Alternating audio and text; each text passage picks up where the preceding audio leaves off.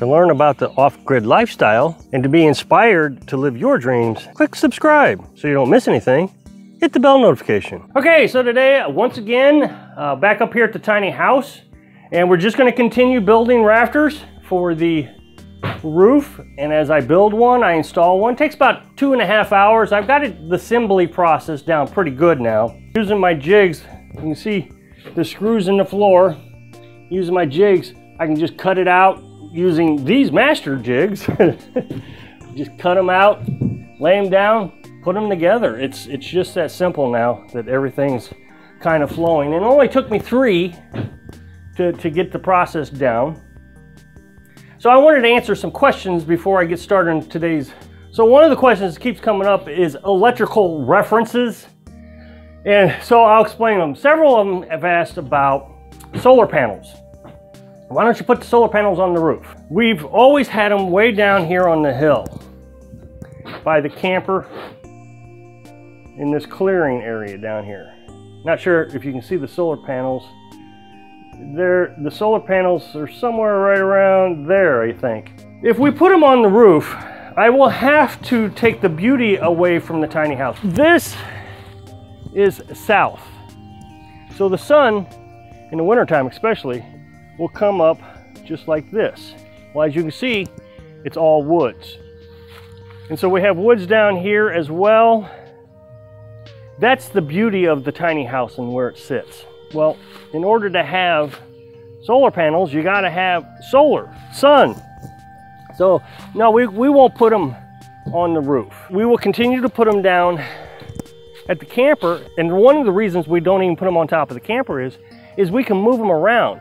Because of all the woods, the shading moves around all year long. So we can move them back, move them forward based on where the shadowing is and where the sun is. Another question that came up is, why don't I put the wiring in the house now or first? Because there's no insulation in here. Well, I could. It's no big deal. We're gonna have 2 outlets. One here, one here. The camper doesn't have many outlets. The only thing we power is our refrigerator and our computer equipment, mainly cell phone. We have a fan that we run. We don't have a lot of electricity that we can actually produce. We make 1,000 watts an hour with maximum sunlight. On cloudy days, we get 200 or 300 watts. So we just don't use a lot of electric. Our main goal is the refrigerator. Well, we're gonna leave the refrigerator down at the camper. The reason we're gonna do that is there's no sense in running $500–600, maybe even $1,000 of wiring from the camper up here. It just doesn't make any sense for as little electric as we produce. So we'll get, maybe 10-gauge wire and we'll run it up here. It's still gonna be pretty expensive. So we're gonna leave the inverter in the camper where it belongs. That's where the batteries are gonna stay. Batteries and the inverter and all that really take up a lot of space, and when you're in a tiny house, why take up the space if you don't have to? So we're gonna leave that stuff down there and run a wire up here. The solar panels can only be about 25 feet away with the wiring. I mean, of course, I get really thick wiring. Again, lots of cost from the batteries. Then if you put the inverter in here, the inverter is noisy. It runs a fan when it kicks on. Now, we did talk about putting a breaker box in the attic, and Martin, who's a friend of mine, said, hey, Carolyn may have to get up there and trip those breakers. The only reason I'm putting a breaker box in at all, because I really don't need to, because I got the inverter, which is a breaker in itself. It only can produce 1,000 watts, period. That's all it can do. And then it squeals and shuts off.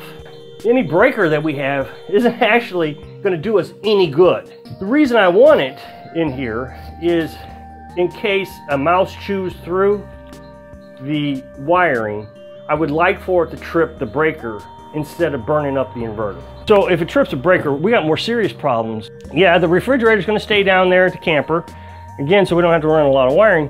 But a lot of people said, that's just ridiculous. Why are you, bring the fridge up here? Well, again, cost, wiring, and we only go to the fridge once a day. That's all we do now. It's just a little mini fridge. It doesn't hold a lot. It's got 30 days worth of meat in the freezer, that's it. We rarely put anything in the fridge. This is just part of off-grid living. That's a whole different thing. Now, as far as the wiring coming down into the insulation, we've had several thoughts on this. We're gonna have one wire just come straight down. So insulation isn't gonna be any big deal. And again, wiring comes straight down over here. Again, no big deal. So we don't have to drill holes in the 2x6s to run wiring. The other option is we're not gonna put drywall. I know that's hard for a lot of people to believe. We're gonna use pallet boards. If we have to get into the wall, it'd be really easy to just pull out the pallet boards. I mean, it's simple. But that being said, we've actually considered running the wire on the outside. I'm sure you've seen this in different facilities. Run the wire on the outside through that little pipe. We've considered that too, just for ease of access. It may look a little weird, but definitely an option. Now, the other question is rafter overhang. So rafter overhang is this right here. So I built it a little off center by accident. I didn't mean to, but that's okay. So the overhang on this side is 18 inches. That's where the walkway is. So that should provide us with enough cover if it's raining that we won't get too wet. Now the other side, it's just over 16 inches. So we're keeping it all evened out.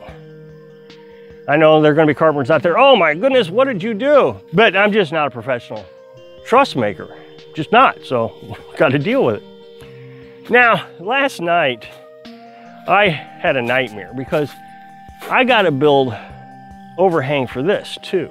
And this is an interesting process. So I'm up here at the rafter right now. Now, in order to build an overhang for this wall, what you have to do is you have to cut 1.5 inches down and pretend this is a 3-foot board. Then you cut 1.5 inches groove into this board too, and they slide into each other. And so basically it'll look like that once it's all done, and it'll come out on the other side also. Then it connects to the next rafter here, so it's got support, you just drill into it. So last night I had a nightmare, woke me up at 3 o'clock in the morning because I just could not figure out how these two corners here are gonna meet up once it's all assembled. Oh, drove me absolutely bonkers. Couldn't sleep. So ended up, I went across the street this morning after daylight to the neighbor's house, and I looked at his overhang. I didn't even get to the house. As soon as I could see the shape of it, I realized exactly what I needed to do. So it's just not that difficult. Basically what I'm gonna have is another rafter hanging out here. And so they'll all connect up nice and fine. No way for me to explain it right now. There's videos on it. Now that I know what I'm looking for, there's videos on it.